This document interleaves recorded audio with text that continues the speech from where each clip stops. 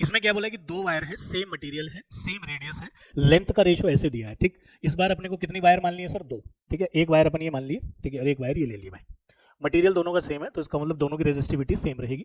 इसका भी radius are मान लेता हूँ, इसका भी रेडियस आर मान लेता हूँ, इसकी लेंथ को एल ए मान लेते हैं और इसकी लेंथ को एल बी। इन दोनों का रेशियो आपको गिवन है, L A by L B is 2:3, ठीक।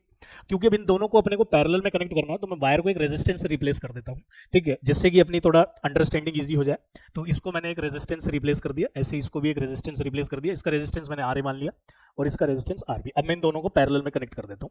तो ये हो गया बेटा जी आर ए, ये हो गया बेटा जी अपने पास आर बी, ठीक। ऐसे अपन कनेक्ट कर लिए, ठीक।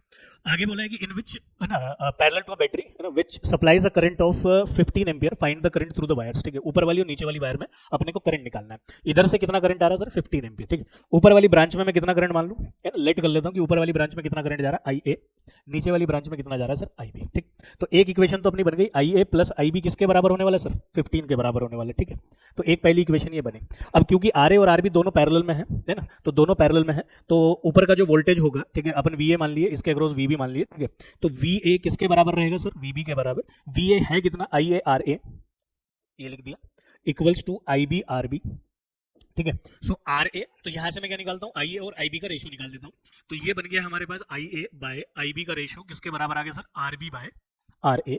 आप जरा देखो क्वेश्चन के अंदर क्या बोला है, रो और आर दोनों सेम है, ठीक है। तो यहां से मैं रेजिस्टेंस का फॉर्मूला लिखता हूं, rho L by pi R square, ठीक है। अब अगर आप ध्यान से देखो तो आपसे बोल दिया कि रो और आर दोनों सेम है, तो इसका मतलब रेजिस्टेंस डायरेक्टली डिपेंडेंट हो गया लेंथ पर।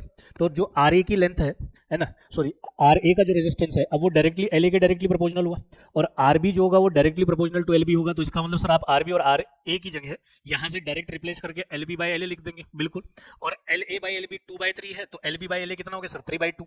सो तो मैं लिख देता हूं I A by I B is equals to, that is your 3/2। So यहां से आई ए की वैल्यू आ गई sir 3/2 times of I B. एक रिलेशन ये बन गया भाई हमारे पे, नहीं एक रिलेशन ये बन गया। अपन दोनों इस आई ए की वैल्यू को यहाँ सब्सटीट्यूट कर दे रहा हूँ मैं, ठीक। तो सब्सटीट्यूट करके देख लेते हैं क्या बनता है। तो मैंने सब्सटीट्यूट किया, ठीक है, तो मैंने सब्सटीट्यूट किया, तो सर मेरे पास क्या बना?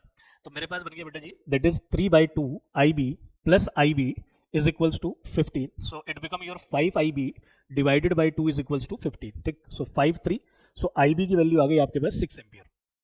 तो इसका मतलब इस वाली ब्रांच में अगर 6 एम्पियर करंट जा रहा है, तो टोटल कितना था आपके पास? 15। तो इस वाली ब्रांच में कितना जाएगा सर? 9 एम्पियर।